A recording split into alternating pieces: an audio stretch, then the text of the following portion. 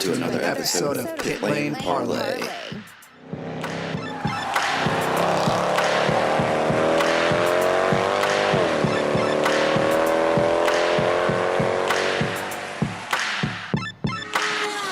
Welcome to another episode of Pit Lane Parlay. Happy New Year, everybody. My name is host Mike Jokum. Matt and Jess are with me for the first ever fan night.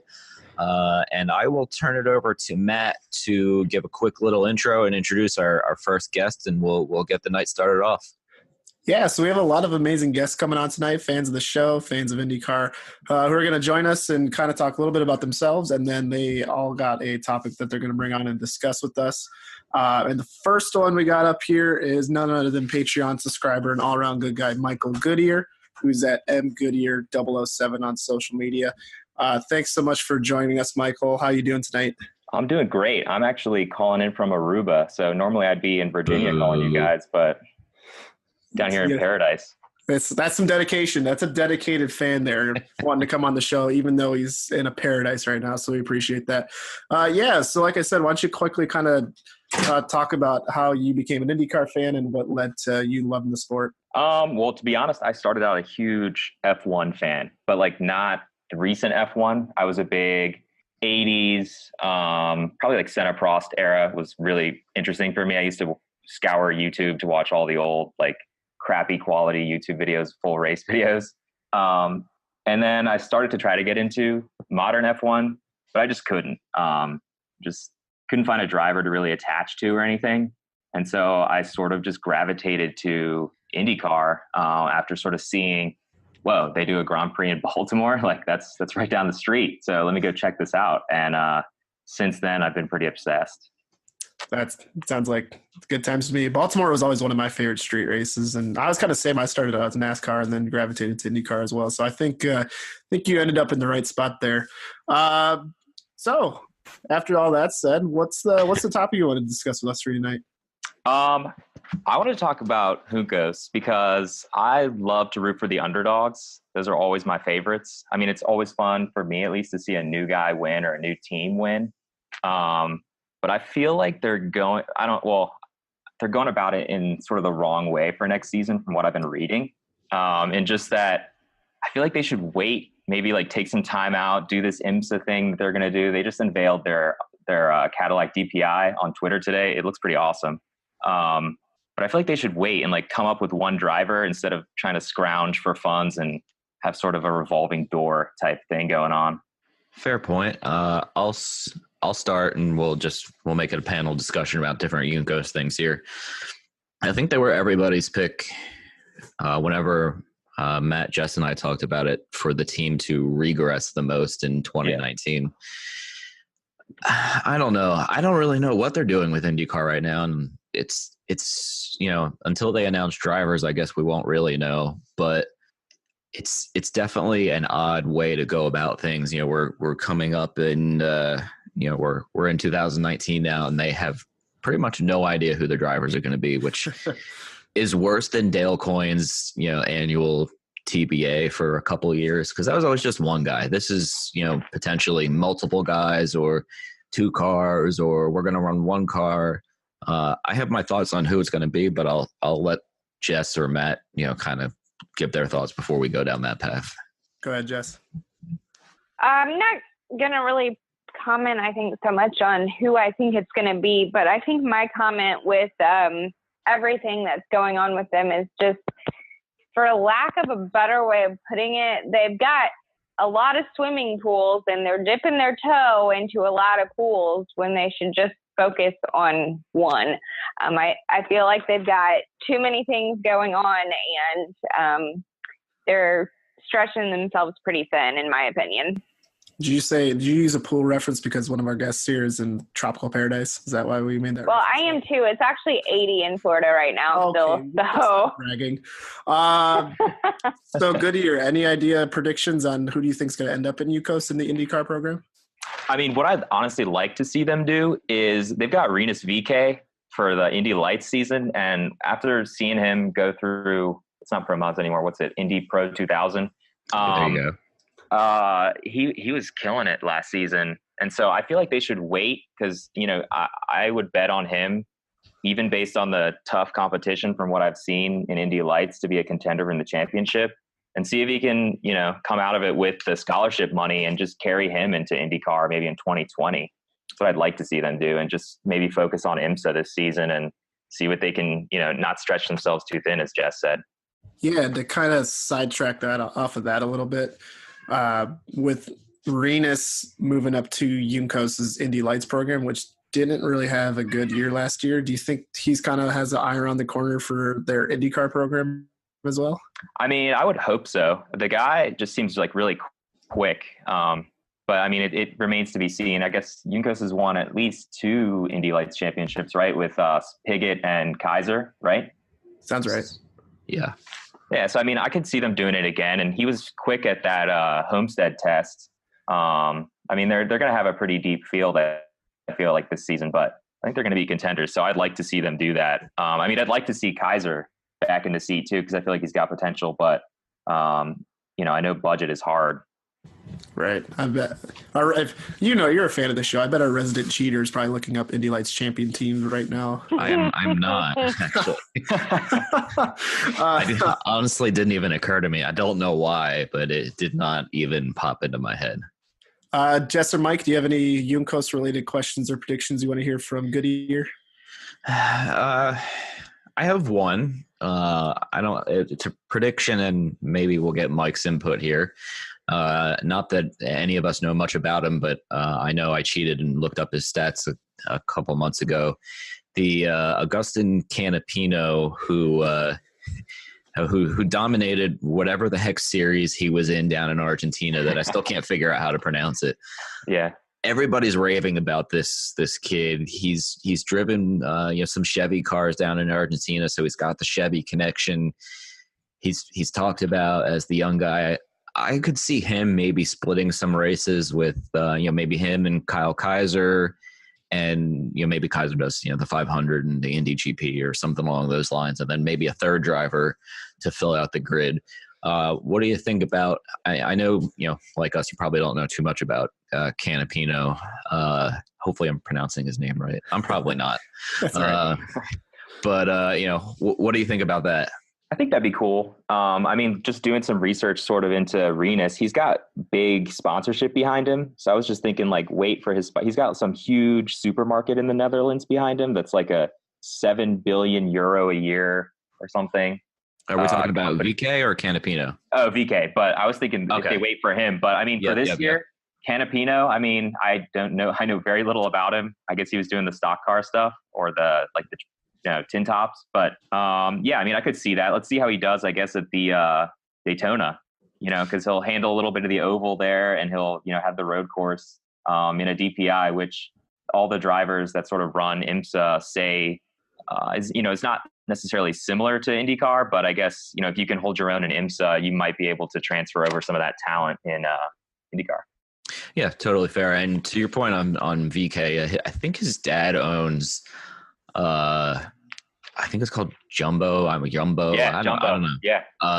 And they're on the side of all his cars going throughout the Road to Indy series. And his dad's super, super passionate dude, and wants to see his son continue up the ladder. So I wouldn't be surprised if we see him in IndyCar and see them, throw some major money. I know they were supposed to expand.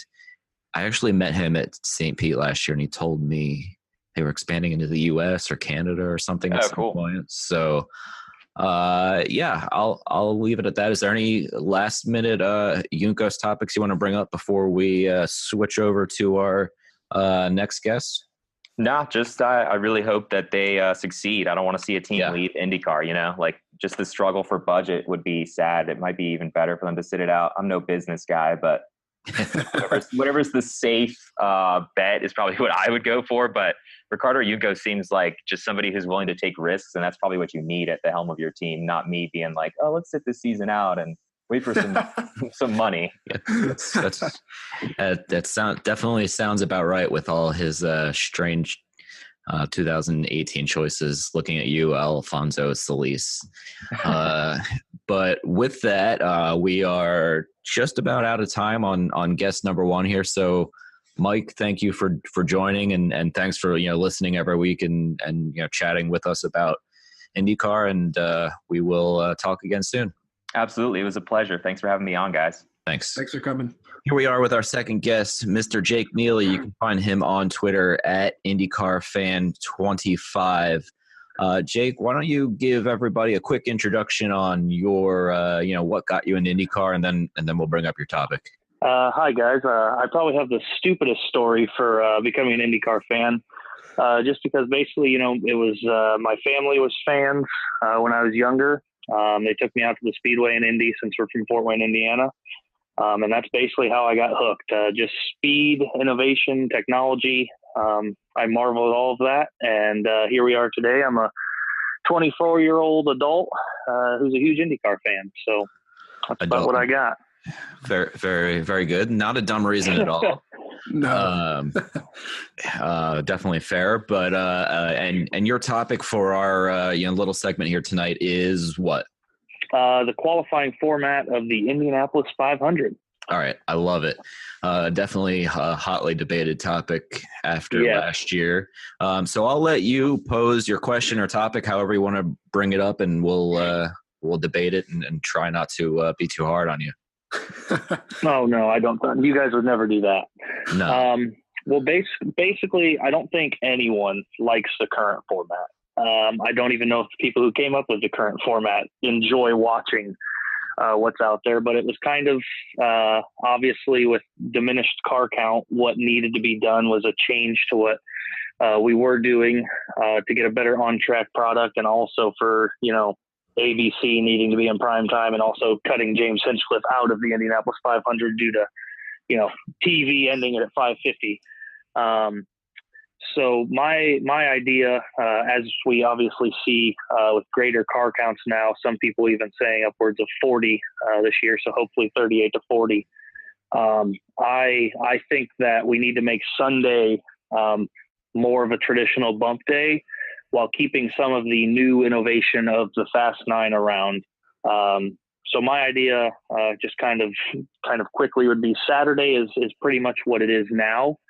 You get the Fast 9. You also get people who don't make the 33 that day. Then when we get to Sunday, obviously the Fast 9 re-qualify, but 10 through 26 do not. And then the last two rows and anyone not in re-qualify, to get in the field or stay in the field. I believe that gives not only an incentive for people on Saturday to try and get in the Fast 9, but also an incentive to make that top 26 and not be in the last two rows. And it also gives us a much longer bump day and more opportunities.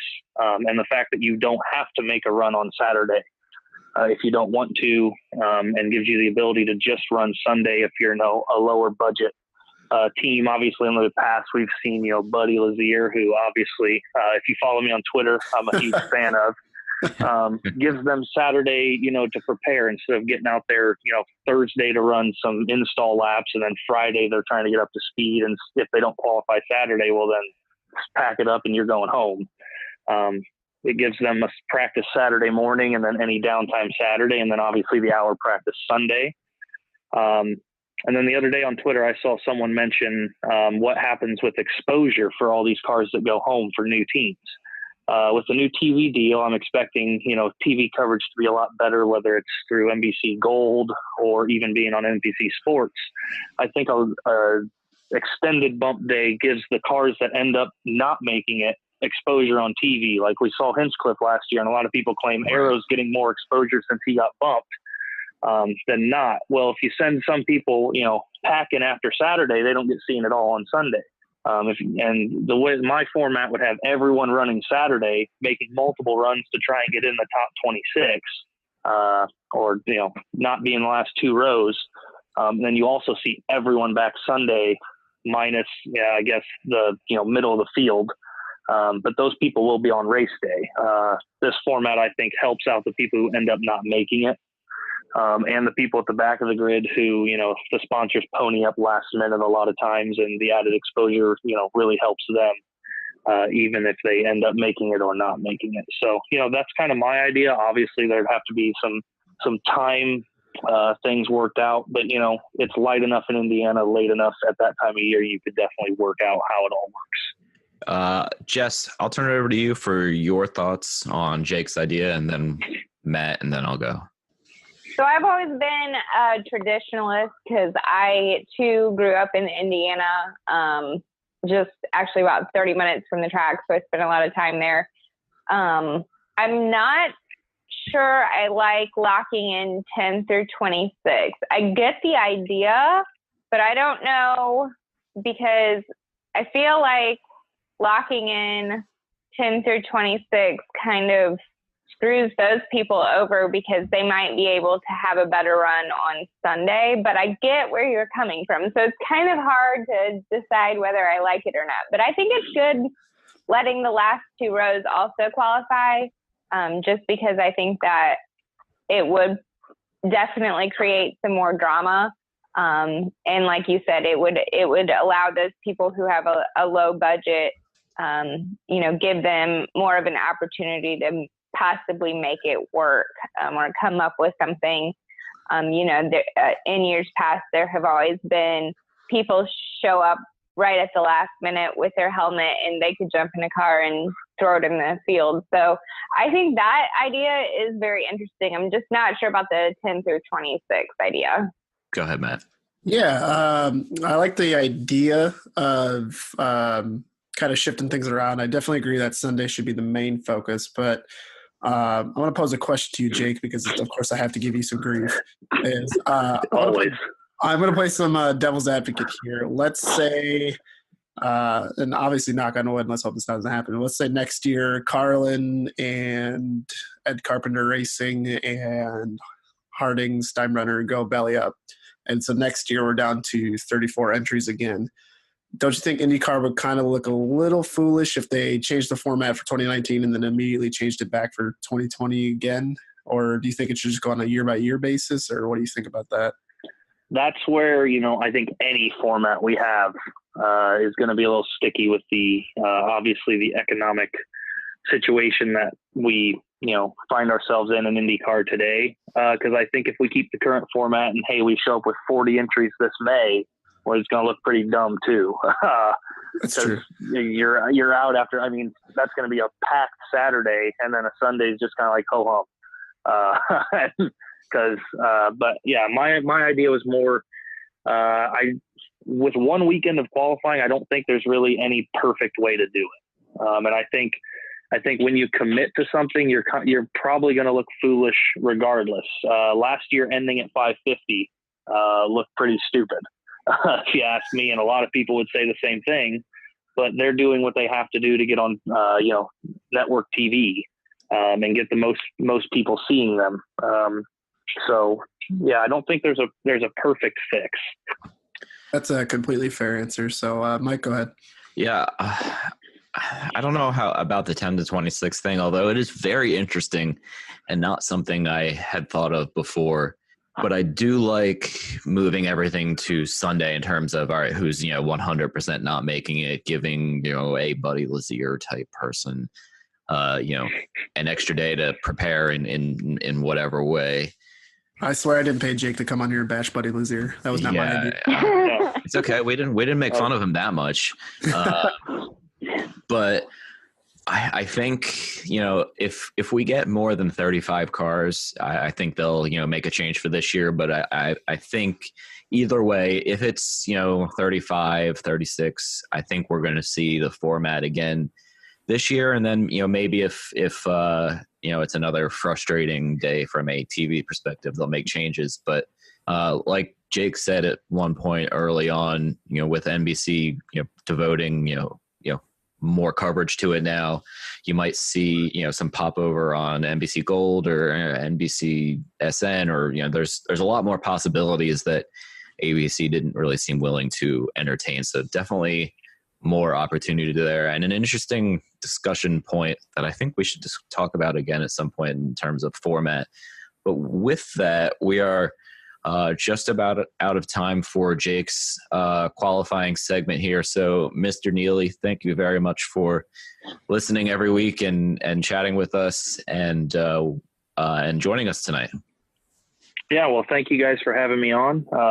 You guys have made a great podcast out of something that started out, pretty small with just a couple people having an idea. So, and it's grown into something pretty big. And, it feels good to finally be on the show and be a part of it, especially being part of the Marco fan club. Well, sir, we're going to stop you there after you said that, and have a wonderful night. Thanks for joining us, Jake. All right. Thank you. You guys too. Thanks. And we're back with our next guest, Stephen King, not the author, as Mike always points out. Yes. His Twitter handle is @StephenVKing. And Stephen, can you tell us just a little bit about how you got into IndyCar? Yeah, pretty early stage. I think my story is fairly standard. My dad took me to the very first Indy I was in Vancouver, and just back then there was like a lot less barriers between you and the cars, and so I was a young kid straight up against the wall, and just watching these cars go around faster than anything I had seen was amazing to me. So I was hooked pretty quickly, and went every year for as long as it was in Vancouver. And then continued on, and I live now down in California, and I go to all the Sonoma races and as much as I can. Awesome. Very good. So your topic tonight, Canada and IndyCar. I'm going to let you bring it up and whatever, and I won't make fun of anything Canada related until we are not recording anymore. Hey. I don't believe that, because I'm probably going to say out in the boot or something, throw an A on there. So, but I'm used to it. It's okay. I thought, I think IndyCar has a pretty special place in Canada, and vice versa. I think, as far as I can remember, the crowds have always been super big and super enthusiastic, and it has a really big spot in Canadian hearts. And I think I wish that there was more races, to be honest. I wish it was still able to go in Vancouver, but thanks to a bunch of buildings going up, it's not really feasible. But I'd love to see it maybe in Edmonton or in Calgary. And I was wondering what you guys thought. Is there a Canadian city you'd like to see it go to, just from hey, I'd like to travel there, or maybe it might be fun? I'll let Jeff start this one. Well, I have been to Montreal, and the track there is absolutely fabulous. So I think that would be interesting. And as far as traveling there, I loved it. So I think, the fans would have a lot to see and do. I am going to be honest, though, I'm not a cold weather fan, so I don't know a whole lot about Canada in general, because I like to go, south. But no, I did love Montreal. I thought it was beautiful. So I think it would be interesting to see them there. Matt? Yeah, I'll echo what Jess said. As far as cities I've ever been to, Montreal is still number one on my list. A close second would probably be New York City and Manhattan. But I absolutely loved Montreal. And if IndyCar did go back to Montreal, because they did race there, I believe 2 years, I would definitely be there in a heartbeat. I just think there's so much potential in Canada. And like you said, if there is an event in Canada, people just show up, and it's amazing. And I think there's a lot of good places for IndyCar to explore. I really hope this Rick Peterson, James Hinchcliffe idea of bringing a race to Calgary happens. Are you originally from the Vancouver area? Yeah, so I'm originally from Vancouver. So the idea of Calgary getting my favorite sport is very bitter to me, because we have that hockey rivalry. But I know that they would definitely come out for that. Having been there for a couple of their stampedes and stuff, they like to go hard, and they will cheer for anything. So, and just for people who don't know at home, about how far of a drive is it from Vancouver to Calgary? It depends on how fast you do it. I think it's I'm going to guess it's 18 hours, something like that. Oh, wow. Yeah, people just don't understand how big Canada is. It's huge. I thought he was going to say like 6 hours. No, 6 hours doesn't even get you halfway through BC from Vancouver. It's it's like basically going from Seattle to Montana, something like that. If I make it states-wise.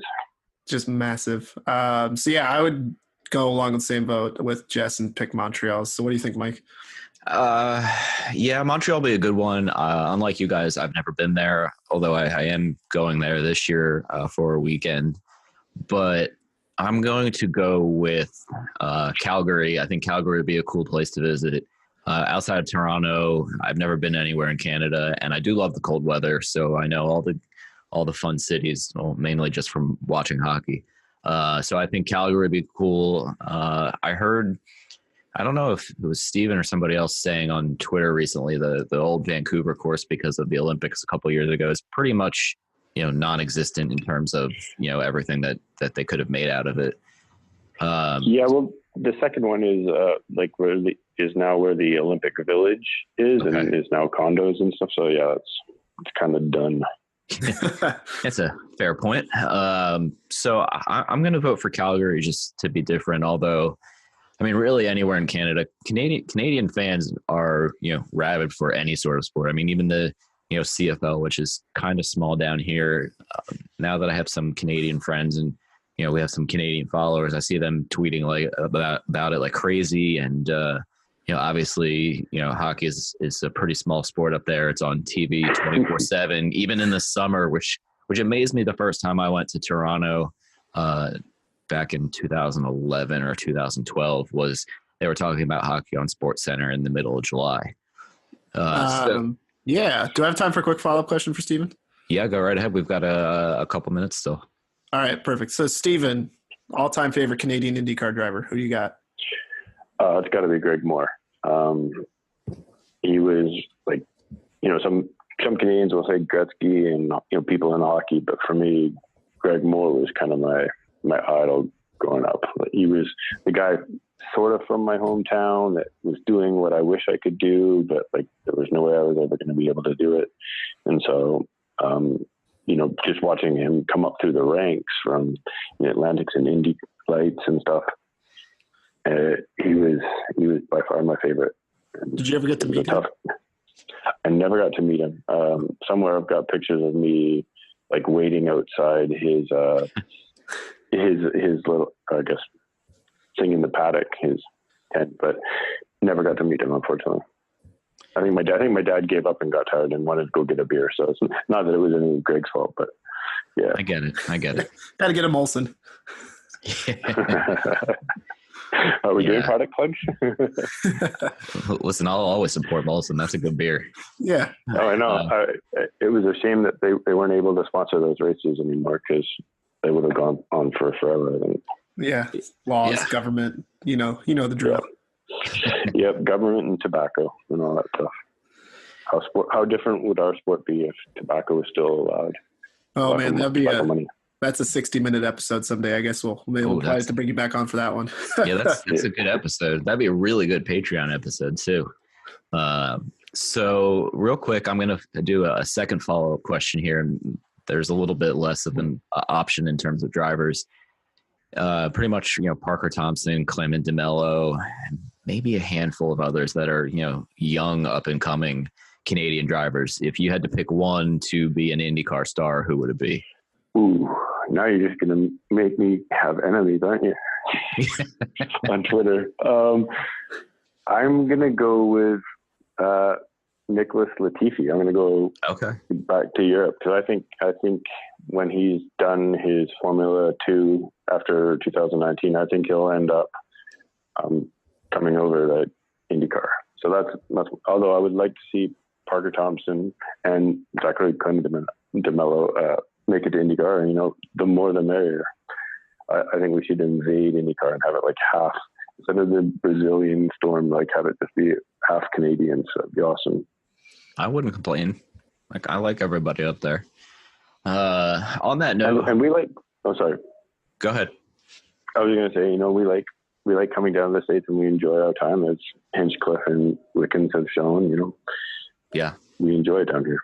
Yeah, we're a fun group. I mean, at least the three of us are. Self plug. With that, we will wrap up our segment here. Steven, thanks for subscribing on Patreon and listening, and all your input every week. And look forward to seeing you at some track in 2019. Thank you very much for having me, and I think it's awesome that you guys are putting this out every week. It's really cool to have people just talk about IndyCar. So I'm happy to subscribe, and thank you so much. Yeah, no problem, man. Thank you. Thanks, Thank man. you. One. Our next guest is none other than Matt Gruenholz. You can find him at his Twitter handle, Matthew Gruenholz, and that's one T. Anything I've learned over the years is that if you spell his name with two T's, he will throw a brick at you. And for those who are very old to Twitter like myself, he is formerly known as IndyCar Stig, which is one of my all-time favorite nicknames, and just an all-around good dude. I've had the privilege of meeting him a couple times. So thanks so much for joining us, Matt. Kind of dive into it real quick and how you became a fan of IndyCar and what led you to kind of love this series as much as us three do. Well, I would say that in the beginning, when I was born, let's fast forward maybe 4 years after that, I got a little Matchbox. My brother and I got little Matchbox Indy cars, which did not look proportional to the real Indy cars, but I digress. They were still cool, and watched it on TV. Played with the little Matchbox cars while watching it on TV, and then fast forward however many years, going to IndyCar races, loving every minute of it, meeting new IndyCar fans, and becoming more and more of a fan as time goes on. And a big Scott Brayton guy, right? I wasn't going to touch on that because a lot of people just automatically know I'm a Scott Brayton fan, so I was like, I won't touch on it just yet. But since you said that, yes, I am a huge Scott Brayton fan, have so much memorabilia. One of his last full-time racing suit from 1993, I have that. Oh, wow.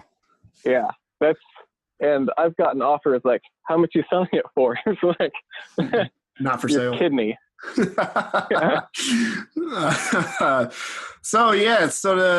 I think out of all the topics that we had pre-submitted to us, I think yours was probably the most interesting. So I'm going to actually kind of just let you go into your topic and discuss what you had come on here to discuss.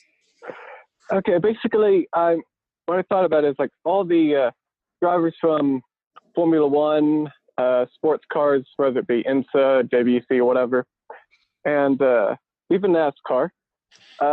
Throughout the years, like back in the early days, we had Hill, Jimmy Clark going to the 500 and being successful because they wanted the prestige. They loved the race. They wanted to win it, and they did. And then you had, like, fast forward, you had Emerson Fittipaldi, Villeneuve, Mansell Piquet, almost Senna, but I think that was mainly political, his test to get McLaren to do what he wanted them to do. Or not. I don't know. I'm not him. But, through the years, you've seen so many people from Formula One come over, whether they're at the end of their Formula One career and need someplace to go, or they just want to come here and try it out. And I'm seeing a lot of that come back now. I mean, I don't think we really saw a lot of it in the mid to late 90s and 2000s. There's just, we don't have to go into that. Like, I'm not going to say the S word because I will have you edit that word out and bleep it. But now I've noticed this big movement of like Robert Wickens coming over and doing a phenomenal job. And maybe we'll see someone in sports cars like Ricky Taylor pop on over maybe. I mean, we'll have to see about that. That would be cool. Oh, yeah, absolutely. I don't know if Jordan Taylor would. I mean, I'm sure he'd love to, but I don't think we're ready for that yet. IndyCar is I don't know. IndyCar, I mean, we've got characters like James Hinchcliffe and even like Robert Wickens. Jordan Taylor, I don't know if the IndyCar world is ready for that. It would definitely be interesting. Yeah, that's it. Putting it mildly, Mike. Yeah, not just like Formula One, and now Alonso Mania. Yeah. He ditches Monaco to come over here to race in the Indianapolis 500. Which is cool. Yeah. And now you see so many NASCAR stars like Kurt Busch, Kyle Larson, Jimmy Johnson showing interest. And Kurt came over and did the double, he did a phenomenal job. To be honest, wasn't 100% sure. I didn't think he was going to catch on the way he did. But what did he get? Like 6th, I think? Something like that. Top 10. I think he qualified 9th and started 6th, if I'm not mistaken, or qualified 10th-ish, maybe. Are you cheating? No, I'm not, but I'm about to. So continue, and I'll start cheating. Okay, go right ahead and cheat. This isn't a trivia or anything, so it's all allowed. Yeah, and Kyle Larson, I think Kyle Larson will come over and do really well. Jimmy Johnson, he's not going to do the 500. We already know that. And then you have people like in 2001, Pablo Montoya winning the 500 and, of course, going to Formula One. And you had Tony Stewart going from running IndyCar to running NASCAR, doing the double. And now he's showing interest, great interest, semi-mild interest. I don't know where he's at right now with his mindset, but he was definitely showing interest within the past year. And now I've heard rumor that Robbie Gordon is showing definite interest in running the Indy 500. So add him to another list of drivers to be like, oh, you know what? I'm going to just give it another go. Right. That'd be interesting too. So I guess what do you kind of think as far as what that says about IndyCar and the Indy 500 as a whole? I think especially over the past few years with the management of IndyCar and the direction it's been heading, more and more people from other series are showing more interest because they're taking it more and more seriously. In Jay Fryer, we trust. Yeah. Yes. So yeah, I think that we're being taken more seriously, and that's what's bringing people more over. Which is always a good thing. And shout out to Jay Fry. We can't go one episode without giving a shout out to Jay Fry. No. Jess, what are your kind of thoughts on what Matt's talking about? Yeah, I agree wholeheartedly. I mean, you have to look at all the different people who have come over in years past, or who have started in IndyCar and then gone on to do great things in other series. It's just a great race. I mean, that's the 500 is just the epitome of what racing should be. Yeah, I agree. And first off, I can't believe it's been almost 5 years since Kurt Busch qualified 12th for the Indy 500. There we go. Man, that was the best segue I think I've ever had in the 50-something episodes we've done. But I do agree, especially with other guys, showing interest, like Matt said, in NASCAR and other forms of racing. And I think even sprint car driver Rico Abreu said something about the 500 at one point, and a bunch of those destroyed his name. Yeah, it's fine. Yeah, what else? Abreu, Rico Abreu. Yeah. He's not going to listen, so it's fine. And a couple of those other sprint car guys are all trying to get into the 500. Similar to Brian Clausen's path. So. Right on. I think that's an outstanding point, and Kurt Busch did finish sixth in that 500 as well. You can't even cheat, right? No, I said he finished 6th. He qualified 12th. You said he's 4th. We'll go back and listen. You said I don't think I said 4th. I think you're wrong on that one. All right. With that, we will wrap up our next segment here. Matt, again, thank you for listening and joining us tonight. For your time and for listening every week, and I'm sure we'll be talking to you plenty as the season gets underway. Thanks a lot for having me. I appreciate it. It was a lot of fun. Love listening to you guys. Thank you very much, sir. Thanks, man. Thank you. And we are back with Mr. Sawyer Sparks. You can find him on Twitter at Sawyer_Sparks. Sawyer, how are you? And welcome to the show. I'm great. Thank you guys so much for having me. No problem. So Sawyer, why don't you start with your kind of introduction to IndyCar and how you became a fan, and then we'll dive into your topic. My family has been going to Indianapolis Speedway. Gosh, I wish I had this wrote down, but for the last 40, 50, probably 50 some years. Wow. And I'm 31, getting ready to be 32 this month, and I've been to every race of my life. To the 500. I've been to every 500 of my life, and I try to make it almost every day throughout the month of May. But my company, I used to own a gluten-free form of Play-Doh.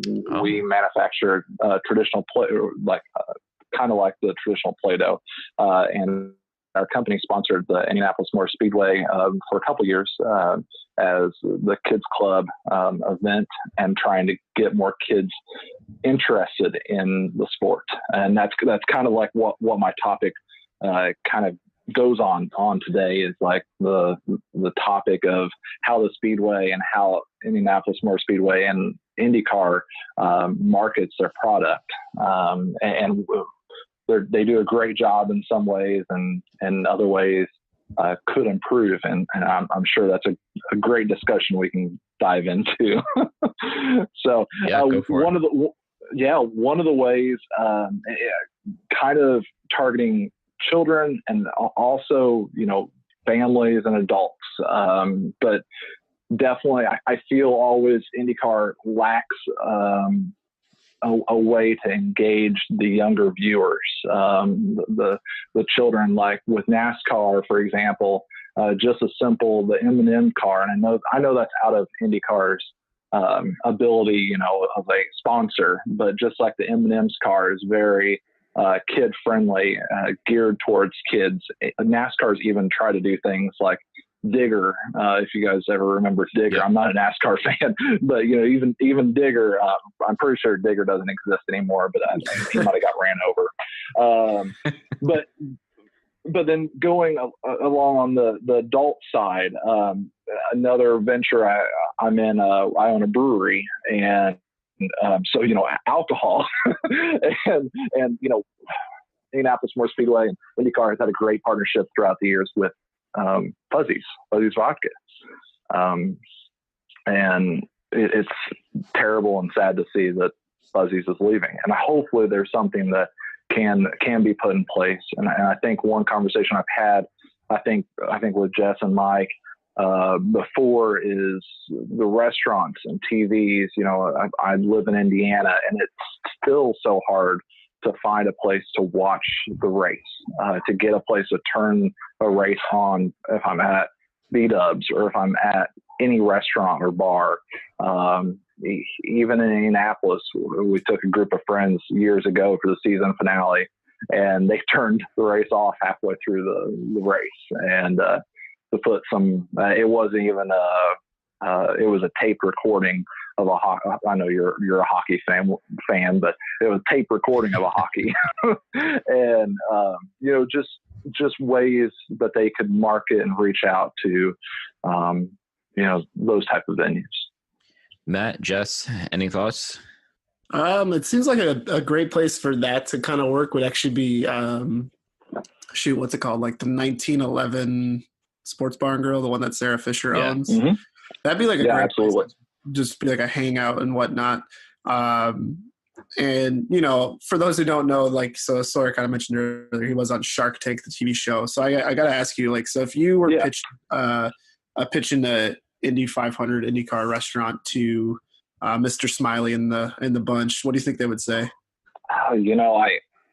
Mr. Smiley. I don't know. I don't know. They would probably ask, where's the money at, and why not Formula One? They'll want 75% of the share. They'll want 75%. Yeah. With me, it was 51%.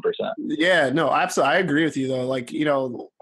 I do one day a year, one Sunday a year. I actually go to B-Dubs to watch Buffalo Wild Wings to watch the Bears game and kind of just take in the atmosphere and get some wings and kind of just be around other fans while the other games are going on. And to go to a bar to watch an IndyCar race in Indianapolis would be supremely cool. And if I was a resident of the area, I would definitely partake in that. So, Jess, do you got any thoughts? I mean, you kind of talked about the kid aspect too. So is this going to have like a section that's going to be kid friendly? Let's say almost like a playground kind of thing with TVs in it too? Or, I mean, I'm not necessarily, I'm not necessarily saying that there needs to be one bar. I feel like there needs to be a established relationship with bars, with restaurants, with places, sports places that play other sports, to let those places know that the race is on. There needs to be possible incentive to play the race. You see that a lot of establishments already know when a race or when certain other races like NASCAR is on TV. I understand we're not NASCAR. I understand we're not college football or NFL. But I feel like it's a partnership that could go down the line with a alcohol provider that could help them get into some of these sports bars, or a relationship with Buffalo Wild Wings or something other than that. I mentioned the kid aspect too, because that I recently sold my business, my kid business.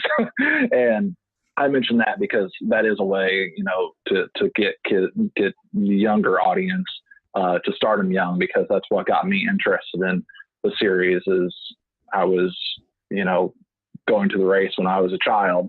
And one of the first, I know it was terrible, but one of the very first cars I remember was the Crest car.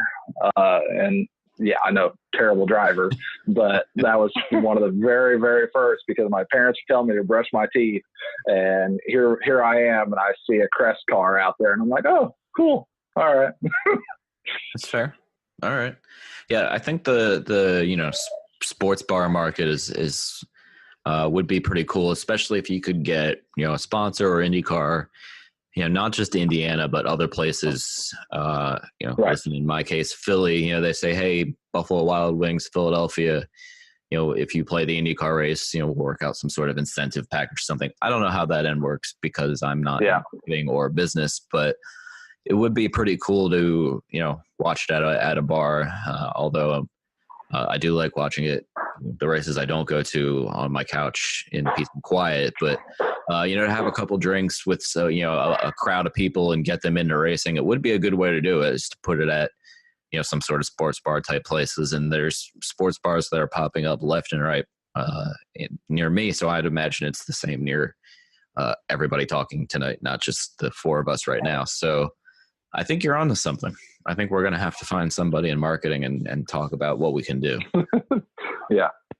Is there any other topic relating to marketing or things you would like to see before we wrap up our segment here?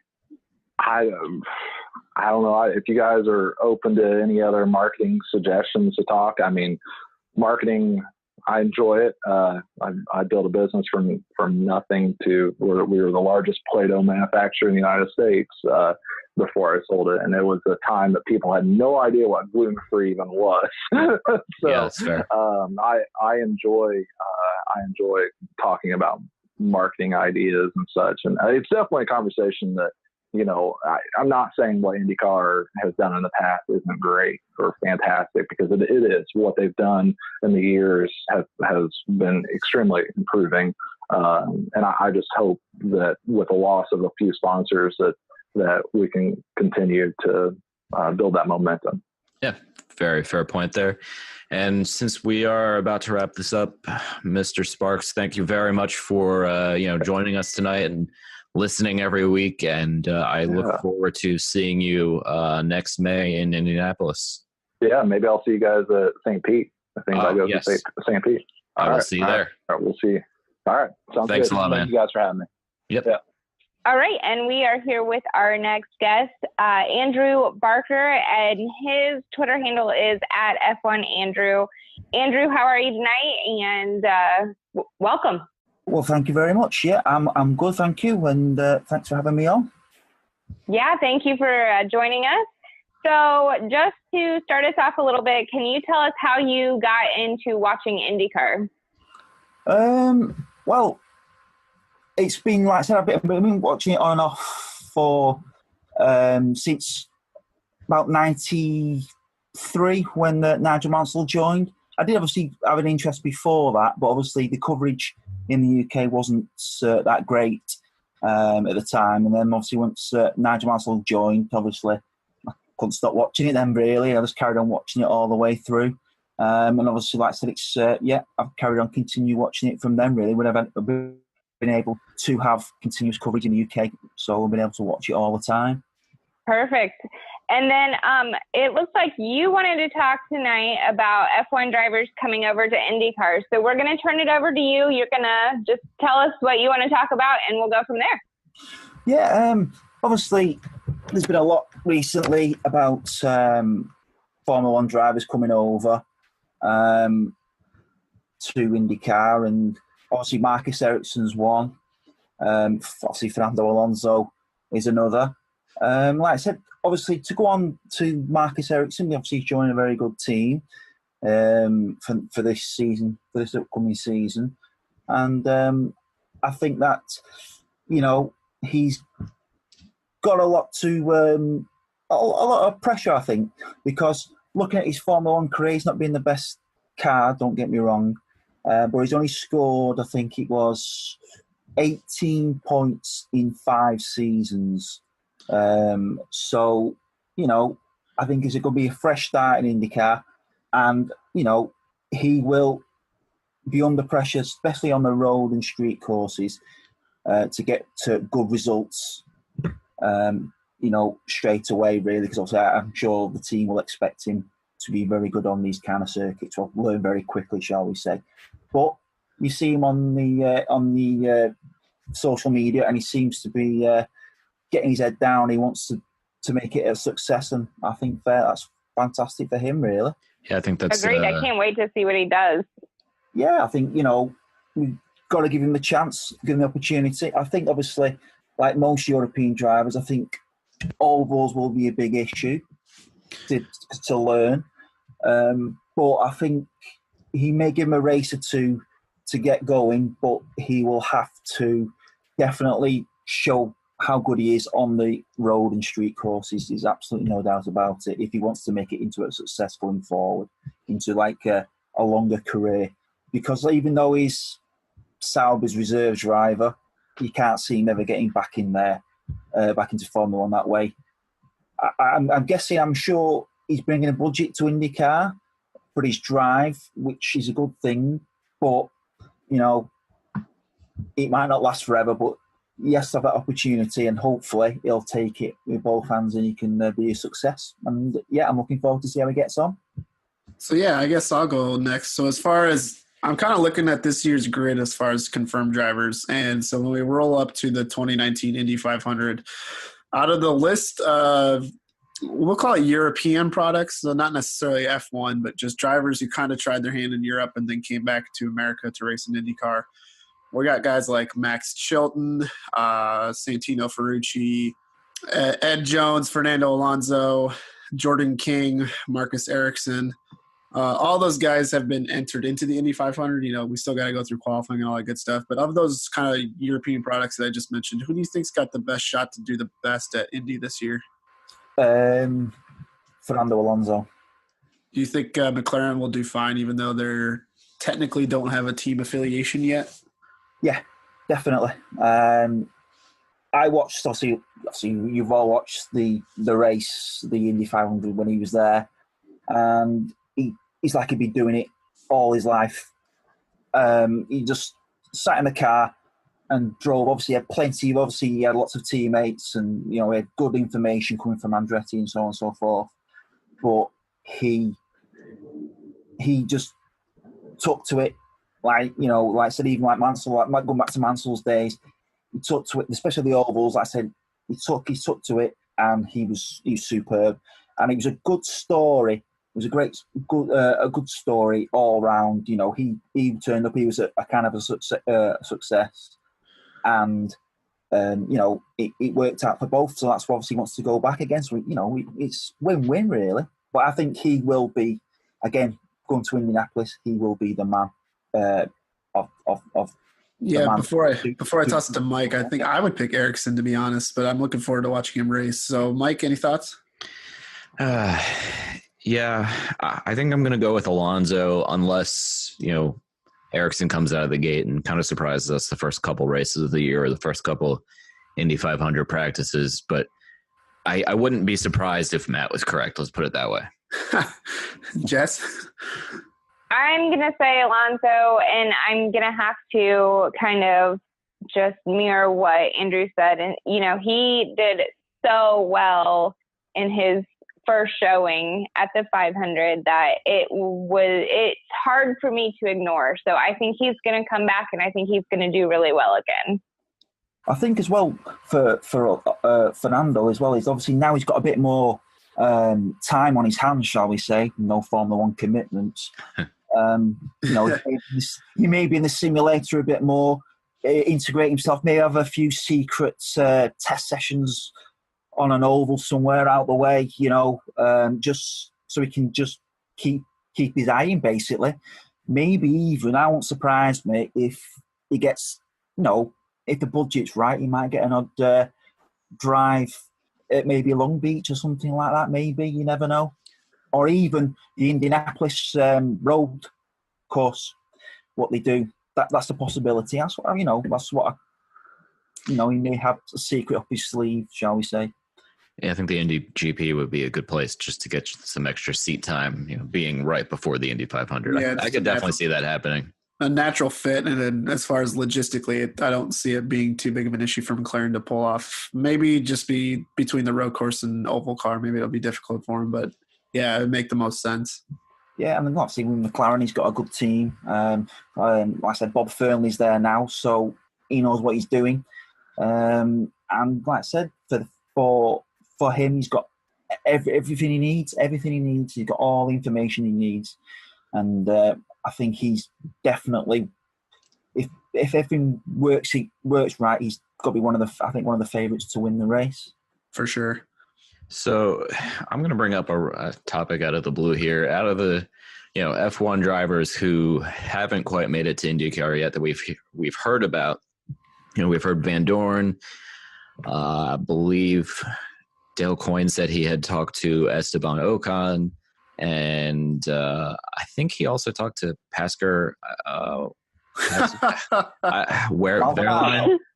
There we go. See, I stopped for a second and realized what I was doing. You know, out of those guys, who do you think could fill an IndyCar seat? Obviously, you know, probably not this year, but maybe in 2020 or onward. Well, again, it depends on what they want to do. If they want to do a full season or just do the roads and street courses. I mean, you could even say, I read a story, Jenson Button would do the road and street courses as well. He said ovals are not his cup of tea. But, you know, again, you could say, well, why can't he do it? He do a job, if you know what I'm saying, to do a drive. But if you go back to your original question, your Van Dorn or Ocon or Maldonado, you would say Van Dorn would be probably more than likely want to do the job. I think Ocon wants to be Formula One and Formula One only. That's what he wants to concentrate on. Fair enough. Well, with that, we are just about out of time here. So, Andrew, thank you for joining us. I know it's probably, 2 or 3 o'clock in the morning your time. So thanks for staying up and hanging out with us for a couple minutes here and listening. And look forward to talking to you more throughout the season. Yeah, well, it's just 2 o'clock. I think about 1:45 in the morning. So, but thank you very much for having me on. And it's been a pleasure. Thank you very much. Thanks a lot, man. Thank you. Thank you. Bye now. Bye. And last but not least, kind of like his Packers in the NFC North, who somehow didn't finish last, is our good friend David Lighting Jr. And you can find him on social media at DLITE_47. David, how you doing tonight? I'm doing good. You know, I'm a little hurt about that intro because I was going to congratulate both Matt and Mike on their teams making it to the playoffs, but I'm going to retract that statement for you now, Matt, just for that. I didn't say anything. I know. Matt, congratulations. I hope that Foles. Hey, my team made it too. Who's your team? Colts. The Colts. Oh, well, you're in Florida now, so I don't know. I guess I'm in Minnesota. I guess I can't really talk. But anyways, David, thanks for joining us. Early happy birthday tomorrow. Hope you have a good night, safe night. Get home safe. Happy birthday, man. Yeah, 4 hours away until I am a quarter century old. Yeah, we're getting so old. Stop. So kind of talk to us about how you got into IndyCar and how you fell in love with the sport. So I grew up in southeastern Wisconsin, about an hour south of Milwaukee, a little less than in Kenosha, Wisconsin. And being born in the 90s, grew up, you know, kind of in the quote-unquote heyday of kart. And both of my parents got into IndyCar racing really in the late 80s and early 90s. They had some friends that went down to IMS each year for the 500, but they never went down there. But they attended Milwaukee and Road America each year. So really from the year I was born, I went to Road America at the ripe age of 7 months old, and I've basically been to an IndyCar race every year since then. So I don't know, as far back as I can remember, I was playing with little cars on the carpet and trying to reenact the Miller Lite 250 or the Texaco Havilland 200 on my living room floor. Awesome. All right, so why don't you take us into your topic that you selected for the night, and we'll kind of just throw it to you. Cool. Yeah, so for the listeners that don't know, IndyCar is obviously one of my passions, but my other one is aviation. I work for a company that is focused on recreational aviation. I went to college for aviation. I have my pilot's license. So the topic I selected was how aviation and IndyCar are connected. I've always kind of known that the two had some sort of relationship just from things you hear on the radio or see on TV, but I actually want to do a little bit of research myself and see what I can find out. So some fun facts here. This is directly from the IMS archives through their museum and on their website. I think a lot of people know that the very first race held at the Indianapolis Motor Speedway was actually a hot air balloon race, or I should say a gas-filled helium balloon race in 1909. There's actually 40,000 people that attended that first air balloon race. And Carl Fisher, when he designed, when he came up with the idea to create the Speedway, he really wanted to have aviation as an integral part of the activities that would happen at the track, because obviously, in the early 1900s, that's when aviation and the automobile industry was really booming all at the same time. So he saw it as an opportunity to try to incorporate, both industries into the facility. So, I always knew that balloon race that occurred there. I never knew much about it. It turns out there's actually 40,000 people that attended this balloon race. It was only 9 balloons, and the winning balloon was named University City, and it actually landed almost 400 miles away down in Alabama after more than a day in the air. So I can imagine that those 40,000 spectators just sat there and watched these 9 balloons take off and watched them go away. So it couldn't have been, to us that intriguing, but I'm sure at the time seeing, these 9 things float away was probably one of the coolest things in the world. I don't even know what to say to that. I know. Exactly. So, aviation really continued to kind of be a cornerstone of the Speedway for the years to come. There was actually a week-long air display there in 1910. The Wright brothers were on hand to do some displays. Obviously, they were the first to fly a powered aircraft and things like that. So pretty cool stuff. When the U.S. entered World War I, the Speedway actually served as an aviation fuel depot from 1917 to 1918. And people who are very familiar with the race know that the 500 did not happen during those years. So they actually used the track as an aviation testing ground for military aircraft. They used the infield of the speedway as the runway, and there was barracks for servicemen located just outside the track, right there in Speedway, Indiana. So kind of cool that, you know, it's used now as the airport for the Red Bull Air Races, but it was also used as an airport 100 years ago. So kind of a fun fact that not many people know about the Speedway, I bet. Balloon races took place all the way through the 20s, really. And those were actually the last aviation events that took place until the Red Bull Air Races returned. However, I'm sure a lot of IndyCar fans or race fans are familiar with the name Eddie Rickenbacker. He was a World War I ace, pilot in World War I, and also a driver in the Indianapolis 500. There is a book that chronicles his life that I highly recommend. I don't have it in front of me, so I can't remember the name of it, but he was a part of the ownership group that bought the Speedway in 1927, and was a part of that ownership group basically up until World War II. During that time period, though, the race saw, you know, vast growth in popularity. Well, being that it was the 1920s, there wasn't that many, you know, inroads to the Speedway. If you attend the race now, you still know that it's not the easiest place to get to on race day, being in the heart of Speedway, Indiana. But interestingly enough, I'm sure everyone has seen the executive helicopters coming and going from, you know, just outside the track on race day, dropping off the, you know, the big wigs and the sponsors and stuff like that. Well, in the 20s, since the area surrounding the Speedway was very underdeveloped, there was a lot more people that were starting to get their own personal aircraft. And because of all the traffic jams, a lot of the spectators began just flying their own airplane into a field just north of the track. It's a neighborhood now, but back in the 20s and 30s, it was just an open field. So there was people that were flying their airplanes to come watch the 500. So I thought that was kind of interesting. So leading up to World War II, Eddie Rickenbacker, again, he was still the part of the ownership group.